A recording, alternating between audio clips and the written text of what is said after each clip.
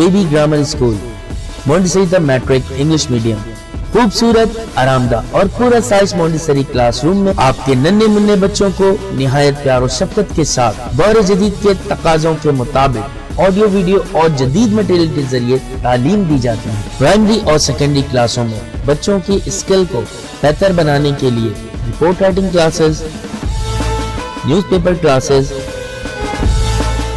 Science activity, presentation classes और practical पर भी खुसूसी तवज्जो दी जाती है, जिसके जरिए बच्चे थ्योरी के साथ साथ अमली महारत भी हासिल करते हैं। कराची की सतह पर स्पोर्ट्स और तालीमी मैदान में मुख्तलिफ अवार्ड का वसूल स्कूल की मेहनत और महारत का मुंह बोलता सबूत है। मैट्रिक में 100% रिजल्ट और बोर्ड में कई सालों से मुसलसल पोजीशन। दाखिले के लिए राब्ता करें कैंपस 1 शाहवलीउल्लाह नगर, कैंपस 2 रहमत चौक। फोन 0213 666 1749, 0213 640 6946। जी, क्लास 8 और 9 बोथ दोनों के लिए हम केमिस्ट्री आज कर रहे हैं। इससे पहले हमने लास्ट टाइम चैप्टर नंबर 1 किया था। आज चैप्टर नंबर 2 की बात कर रहे हैं। हमारे पास चैप्टर नंबर 2 क्या है? केमिकल कॉम्बिनेशन, यानी किस तरीके से केमिकल जो है वो कॉम्बिनेशन करते हैं, इनके मिलाप करते हैं और किस लॉ को वो क्या करते हैं, फॉलो करते हैं। हम ये चीज़ों को आज देखेंगे। लेक्चर नंबर 1 है इस चैप्टर का हमारा, क्योंकि इसमें हम आगे चल के न्यूमेरिकल भी हमने करना है। तो लॉज ऑफ केमिकल कॉम्बिनेशंस, कौन कौन से वो लॉज हैं जिसके ज़रिए जो है वो केमिकल एक दूसरे से मिलाप कर रहे होते हैं और एक नई चीज़ फॉर्म कर रहे होते हैं। तो सबसे पहले लॉ जो है वो हमारे पास law of conservation of mass है। देखो बहुत सिंपल सी ये लॉ है कि मास ना तो पैदा किया जा सकता है ना ही फना किया जा सकता है। मास can not be created nor be destroyed. तो देखें इस लिहाज से आपने क्या समझा कि हाँ, लेकिन इसको एक फॉर्म से दूसरी फॉर्म में क्या हो जा रही है, चेंज ज़रूर हो रही है।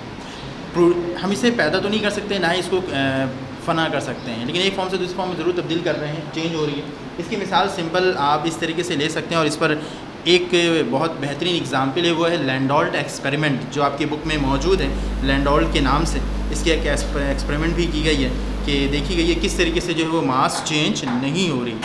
तो देखें सिंपल अगर हम बात करते हैं कि एक हाइड्रोजन है, अगर मैं सिंपल एक हाइड्रोजन को और ऑक्सीजन को, दोनों को अगर मैं पहले अलग किसी भी कंटेनर में रखूँ और उसकी वेट कर लूँ, वज़न कर लूँ और वज़न करने के बाद दोनों को आपस में कंबाइन करूँ, कंबाइन करने के बाद क्या होंगे, ये हाइड्रोजन और ये ऑक्सीजन। जाहिर बात है ये भी गैशियस फॉर्म में है, ये भी क्या है, गैशियस फॉर्म में, दोनों गैशियस फॉर्म में। लेकिन जब ये दोनों आपस में रिएक्ट करेंगे तो रिएक्ट करने के बाद क्या होंगे, ये चेंज हो जाएंगी आपकी इसमें वाटर में, H2O बना देंगे। क्या बना देंगे? H2O।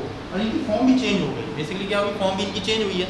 पहले ये गैसियस फॉर्म में थे और किस फॉर्म में आ गए, लिक्विड फॉर्म में आ गए। लेकिन जब हम उसकी वज़न करेंगे, का वेट करेंगे, तो वेट करने पर कोई ख़ास फ़र्क नहीं आया होगा। जो वेट हमने पहले किया था हाइड्रोजन और ऑक्सीजन का, इन दोनों को जो हमने प्लस किया था वही वेट जो है हमें अभी भी हासिल हो रहा होगा। और यही चीज़ हमें लॉ भी यही बताती है कि इनके ना तो हम इसे पैदा कर सकते हैं, ना ही फना कर सकते हैं मास को, बल्कि इसे एक फॉर्म से दूसरी फॉर्म में तब्दील किया जा सकता है। वही हमने यहाँ भी किया। इसी तरीके से इसका एक एग्ज़ाम्पल लैंडोल्ट ने भी किया। उसने भी अपने तौर पर एग्ज़ाम्पल करके बताया कि प्रूफ साबित किया कि किस तरीके से। उसने एक एच शेप की ट्यूब ली, एच शेप की ट्यूब आपकी बुक में मौजूद है, और उसने एक HCl का इस्तेमाल किया एक में, और एक में AgNO3 का इस्तेमाल किया। एक में HCl का इस्तेमाल किया उसने और एक ट्यूब में उसने जो है वो AgNO3 का इस्तेमाल किया। ठीक है, उसने क्या किया फिर इन दोनों को वज़न किया। पहले एच शेप इसलिए इस्तेमाल किया ताकि ये दोनों एक जगह पर अलहदा सेपरेटली रहें और रिएक्ट ना करें। और फिर उसने वैसे ही इसकी क्या कर ली, वज़न की, और वज़न करने के बाद जब उसने क्या किया, उस एच शेप किस तरीके से होगी आपकी, सिंपल ये फॉर्म हो गई। अब इसी तरीके से एक ट्यूब इस तरीके से यहाँ बन गई आपकी, ये ट्यूब यहाँ बन गई, यानी कि ये आपके पास एच शेप की ट्यूब उसने इस तरीके से, ठीक है।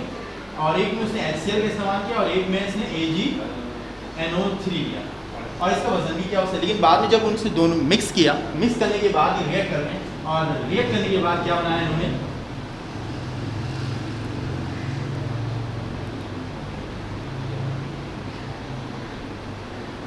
HCl और HNO3 बना लिया, AgCl और HNO3। AgCl Cl और HNO3, नाइट्रिक एसिड और सिल्वर क्लोराइड। बेसिकली ये जो सिल्वर क्लोराइड है ये प्रेसिपिटेट यानी कि पीपीटी की फॉर्म में हासिल होती है, ठीक है। जैसे दूध आपने देखा होगा वैसे ही फॉर्म ही हमें हासिल होती है। तो देखिए फॉर्म भी चेंज हो गई इनकी, ठीक है। और एक नई चीज़ हमें हासिल हुई, प्रोडक्ट हमें नहीं मिली, लेकिन क्या है जब इसका दोबारा वज़न किया उसने तो वज़न करने पर कोई ख़ास फ़र्क भी इस पर हमें नहीं हासिल हुआ। तो इससे ये साबित भी हुआ कि ये लॉ बिल्कुल क्या है प्रूफ भी होता है दोनों लिहाज से, एक जो मैंने एग्जांपल दिया और एक लैंडलॉर्ड। दूसरा हमारे पास जो टॉपिक है, सेकंड टॉपिक जो है वो क्या है हमारे पास, लॉ ऑफ डेफिनेट प्रोपोर्शन, जिसे हम लॉ ऑफ कांस्टेंट प्रोपोर्शन भी कहते हैं। तो ये हमें कहती है when different elements combine to give pure compound, यानी कि जब दो डिफरेंट एलिमेंट जो हैं जब वो क्या होते हैं कंबाइन होते हैं किसी न किसी रेशो से होते हैं, और जो उनकी जो रेशो है वो हमेशा क्या रहती है, वो सेम रहती है, एक जैसी रहती है। जैसे कि बहुत सिंपल मिसाल है, मैं आपको यही मिसाल दूंगा कि अगर वाटर बन रही है, वाटर आप देख रहे हैं वाटर बन रही है तो वो हाइड्रोजन और ऑक्सीजन के ही मिलाप से बन रही है। तो अगर आप इस वाटर को कहीं भी बनाएं, अपने लेबॉर्ट्री में बना लें, आप बारिश के पानी को देख लें, समुद्र के पानी को देख लें, तालाब के पानी को देख लें, उनमें जो प्रोपोर्शन होगी वाटर की वो सेम यही होगी जो आप यहाँ देख रहे हैं H2O, यानी कि दो हाइड्रोजन के मॉलिक्यूल्स होंगे और ये 16 इसकी 2 × 2 = 16, यानी कि इनमें जो रेशो यानी कि मल्टीपल जो सिंपल रेशो जो होगा 1:8 का है। जो अभी आपने देखा यहाँ पर कि इनका जो मास मेरे पास 2 आया है, ऑक्सीजन 16 है, तो जब मैंने इसका सिंपल रेशो निकाला, प्रोपोर्शन निकाला है 1:8 है। तो आप कहीं से भी इसे आप तैयार करें हैं, बनाएं, खुद ही तौर पर जब हमें हासिल हो रही है वाटर, उसकी जो हमेशा प्रोपोर्शन होगी वो हमेशा 1:8 ही होगी। और यही प्रोपोर्शन हमें यही चीज़ बताती है, डेफिनेट प्रोपोर्शन बताती है। इसके एक एग्जाम्पल भी है जिसमें ब्रेजेलियस ने अपने स्टेटमेंट के तौर पर जो है वो 10 ग्राम जो है वो लेड लिया था और 1.56 ग्राम सल्फर का लेकर जो है वो दोनों को रिएक्ट करवाया। रिएक्ट करने के बाद जो है हमें हासिल हुआ था 11.56 ग्राम PbS। लेकिन उसने कहा कि ठीक है, लेकिन अगर मैं किसी एक की मिकदार बढ़ा दूं, तो उसने यहाँ पर क्या किया, लेड की मिकदार जो 18 ग्राम कर दिया।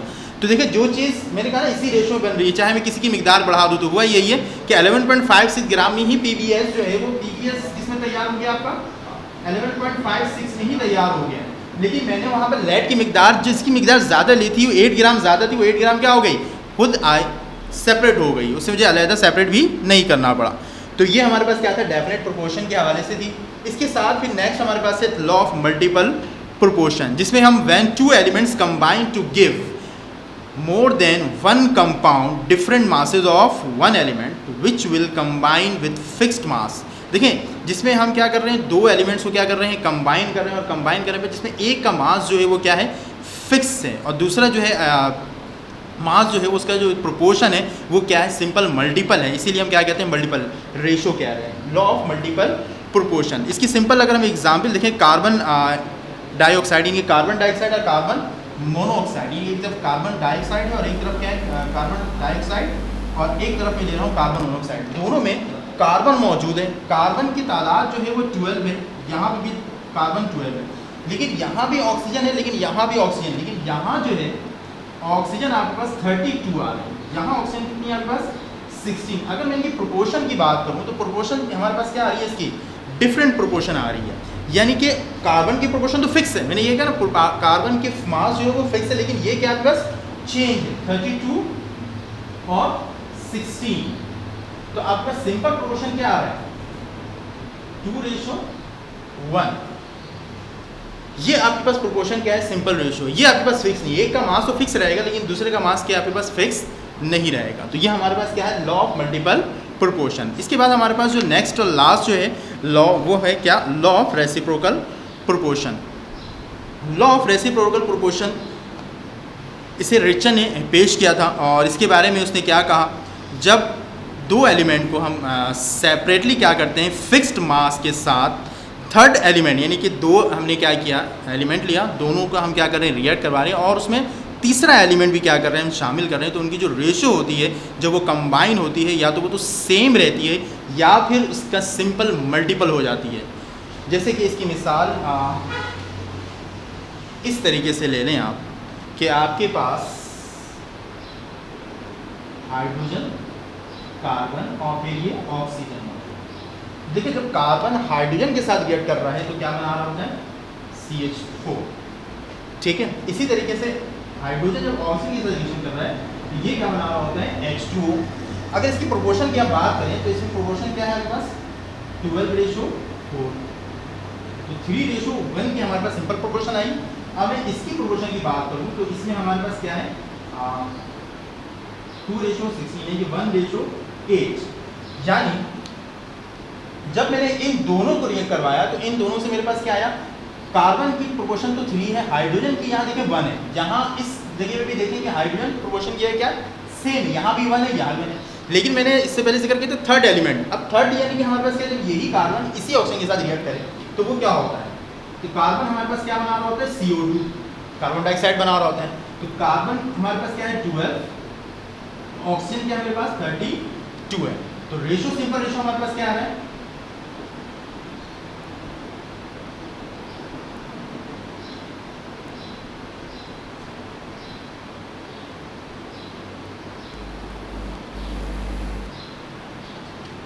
ट्वेल्व रेशो 32 यानी कि 3:3:8। यानी कार्बन 3 ग्राम, हाइड्रोजन 1 ग्राम और ऑक्सीजन जो है वो हमारे पास कितना है 8 ग्राम। ये तीनों चीज़ें इस रेशो से मिल रही हैं। इसमें देखिए क्या क्या चीज़ें सेम है, कार्बन और यहाँ पर जो थर्ड है उन कार्बन की रेशो क्या है, प्रोपोर्शन सेम है। हाइड्रोजन जो है यहाँ 1 है और जब इन दोनों में मिलाया तो यहाँ हाइड्रोजन की सेम है। इसी तरीके से ऑक्सीजन की क्या है, सेम। जब हमने कार्बन डाइऑक्साइड बनाया था यहाँ भी ऑक्सीजन की क्या है 8 है और यहाँ भी ऑक्सीजन की 8 है। यानी कि जो रेशो मुझे इन CH4 से हासिल हो रही थी और H2O में हासिल हुई थी वही मुझे ऑक्सीजन में भी 8 की। यानी कि यहाँ पर हम ये कह सकते हैं, मैंने दो लफ्ज़ यूज़ किया था, या तो उसकी प्रोपोर्शन सेम रहेगी या फिर उसकी सिंपल मल्टीपल हो जाएगी, यानी कि उसका डबल आप कह सकते हैं मल्टीपल हो जाएगी। तो लेकिन यहाँ पर क्या है, सेम है, यानी कि हाइड्रोजन की प्रोपोर्शन 1 है तो यहाँ पर मुझे 1 हासिल हुई है और इसी तरीके से यहाँ पर भी मुझे ऑक्सीजन की 8 हासिल हो रही है तो यहाँ भी क्या है 8। तो प्रोपोर्शन क्या रही, सेम रही। तो यही जिक्र किया था जो लॉ के मुताबिक कि उसकी प्रोपोर्शन सेम रहेगी या फिर उसकी मल्टीपल हो जाएगी। तो ये जो एग्जाम्पल दिया मैंने उसकी सेम के लिहाज से दिया है। ठीक है, इसी तरीके से मज़ीद अगर हम आगे बढ़ते हैं उसके टॉपिक के हवाले से, तो मुख्तलिफ़ किस्म की हमारे पास डेफिनेशन है। इसमें सबसे पहले अगर हम डेफिनेशन की बात करते हैं एटॉमिक मास के हवाले से, तो बहुत सिंपल एटॉमिक मास क्या है, कार्बन के 12 हिस्से से अगर मवाजना करके जो एटॉमिक मास, जो एटम हमारे पास आता है उसे हम क्या कह रहे होते हैं, एटॉमिक मास कहते हैं। ये सिंपल जो डेफिनेशन हमारे पास मौजूद है वो यही है, the atomic mass of an element is now taken as the average mass of a natural mixture of isotopes. Basically क्या है, वो नेचुरल मिक्सचर है ऑफ आइसोटॉप्स का। और एटॉमिक मास अगर हम बात करते हैं ऑक्सीजन की, तो मैंने यहाँ पे काम भी किया है ये सारे एटॉमिक मास के ज़रिए। तो ऑक्सीजन के एटॉमिक मास की बात करते हैं 16 है, सल्फ़र की कितनी है 32 है।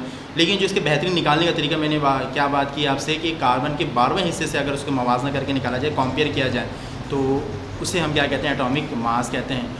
इसी तरीके से नेक्स्ट हमारे पास क्या है, नेक्स्ट टॉपिक एम्पेरिकल फार्मूला है। एग्ज़ाम में भी बहुत ज़्यादा पूछा जाता है, जिसमें हम मिनिमम नंबर क्या करते हैं, शो करते हैं उसके फार्मूले के, उसे हम क्या कहते हैं, एम्पेरिकल फार्मूला या सादा तरीन फार्मूला। अगर हम मॉलिक्यूलर फार्मूले की बात करते हैं उसमें हम तमाम के तमाम एक्चुअल नंबर को शो कर देते हैं। अगर हम उसके तमाम सही तादाद को शो करते हैं तो वो क्या कहलाती है, उसकी मॉलिक्यूलर फार्मूला। जैसे कि मिसाल के तौर पर अगर मैं बात करता हूँ बेंजीन, तो बेंजीन का फार्मूला जो है वो मॉलिक्यूलर फार्मूला जो है वो क्या है, C6H6 बेंजीन का है। लेकिन अगर मैं इसको सिंपल करना चाहता हूँ तो वही चीज़ इसको सिंपल प्रोपोर्शन के तौर पर निकाल लेंगे, 6/6 यानी कि 1:1 बन रही है। और अगर मैं इसके इस रेशो के लिहाज से इसका एम्पेरिकल फार्मूला बात करूँ तो वो सिंपल क्या बन रही है, CH। तो CH जो है वो इसका क्या है, एम्पेरिकल फार्मूला हुआ, और मॉलिक्यूलर फार्मूला क्या कहलाएगा, C6H6। तो ऐसे बहुत से कंपाउंड हैं जिनके हम एम्पेरिकल फार्मूला भी होते हैं और मॉलिक्यूलर फार्मूला, लेकिन कुछ ऐसे भी कंपाउंड हैं जिनके सिर्फ मॉलिक्यूलर फार्मूला ही निकाला जा सकता है, एम्पेरिकल फार्मूला क्या है, पॉसिबल नहीं होते हैं। ठीक है, इसी तरीके से अगर हम बात करते हैं मॉलिक्यूलर फार्मूला मास की, कि जिसमें हम the sum of the atomic masses of all atoms, यानी कि जितने भी एटॉमिक मास है अगर उन सबको सम कर दें तो हासिल होने वाली चीज़ हमारी क्या होती है, मॉलिक्यूलर फार्मूला मास कहलाती है। जैसे कि मिसाल के तौर पर कार्बन डाइऑक्साइड है, कार्बन डाइऑक्साइड है, अगर मैं इसके मास की बात करूँ, मॉलिक्यूलर फार्मूला मास की बात करूँ, तो कार्बन की जो एटॉमिक मास है और ऑक्सीजन की जो एटॉमिक मास है, उन दोनों के एटॉमिक मास को क्या कर दूँ मैं, सम कर दूँ। जैसे कार्बन के यहाँ के पास 12 है, ठीक है, 12 पे यहाँ पे कितने एटम है, 1 एटम है, 12 मल्टीप्लाई बाय 1 प्लस, यानी सम करेंगे हम, एक एलिमेंट हमारे पास क्या था, कार्बन, और सेकंड हमारे पास क्या है, ऑक्सीजन। ऑक्सीजन क्या है 16 और इसके एटम कितने हैं 2। तो दोनों को मैं एलिमेंट्स को आपस में सम कर रहा हूँ, एटम से मल्टीप्लाई करके उनको सम कर रहा हूँ। तो 12 × 12 प्लस 16 × 32, तो ये टोटल मेरे पास आ रहा है 44 AM।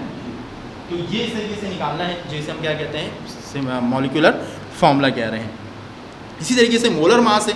मोलर मास क्या है आपके? मोलर मास सिंपल, अगर हम मैंने जो यूनिट यहाँ पे जाहिर की है वो AMU, एटॉमिक मास यूनिट। अगर मैं इसी चीज़ को ग्राम में जाहिर कर दूँ, ठीक है, तो ये क्या कहलाएगी आपकी? Molar mass. ठीक है। अच्छा, अब हम बात करते हैं नेक्स्ट टॉपिक की, मोल की। अगर हम बात करते हैं, the molecular mass, atomic mass and formula mass of a substance expressed in a gram. अगर हम जो मॉलिक्यूलर मास मैंने अभी पढ़ा है, फॉर्मूला मास हमने पढ़ा है, एटॉमिक मास पढ़ा है, अगर हम इसे एक्सप्रेस कर दें मोल में, तो ये क्या कहलाता है? मोल कहलाता है, नंबर ऑफ मोल। यानी कि 1 मोल ऑफ कैल्शियम, 1 यानी कि 1 मोल जो है इसका 1 मोल ऑफ कैल्शियम। अगर मैं कैल्शियम की बात कर रहा हूँ तो 1 मोल कैल्शियम कितने के बराबर है? 40 ग्राम। यानी कि 40 ग्राम में मोलर मास भी हो सकता है, मॉलिक्यूलर फॉर्मूला मास भी हो सकता है। इसे मैंने किसमें शो कर दिया? 1 मोल। अगर मैं इसको 1 मोल कह रहा हूँ, ठीक है, तो ये क्या कहलाएगा? इसका नंबर ऑफ मोल कहलाएगा। और इसके फॉर्मूले भी हमारे पास हैं जिसके ज़रिए हम इसे फाइंड आउट करते हैं। न्यूमेरिकल के लिए मैंने नेक्स्ट लेक्चर रखा है कि नेक्स्ट में इसके न्यूमेरिकल भी आपको बताया जाए। इस तरीके से नेक्स्ट हमारे पास क्या है? एवोगैड्रोस नंबर है कि the number of atoms in molecules present in 1 mole of a substance. कि 1 मोल सब्सटेंस में जो कांस्टेंट नंबर उसमें मौजूद होती है, और वो कांस्टेंट नंबर क्या होती है? 6.02 × 10⁻23। ये है वो कांस्टेंट नंबर जो किसी एक एटम आइंस में क्या होती हैं? मौजूद होती हैं, जिसे हम क्या कहते हैं? एवोगैड्रोस नंबर कहते हैं।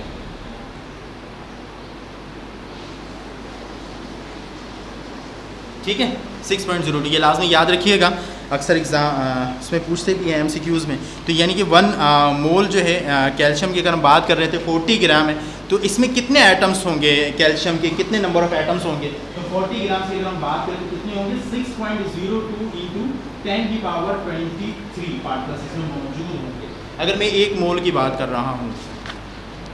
तो इंशाल्लाह ये हमारे पास लेक्चर 1 था। इंशाल्लाह फिर नेक्स्ट लेक्चर 2 में इसके मज़ीद टॉपिक्स और इसके न्यूमेरिकल को हम करेंगे।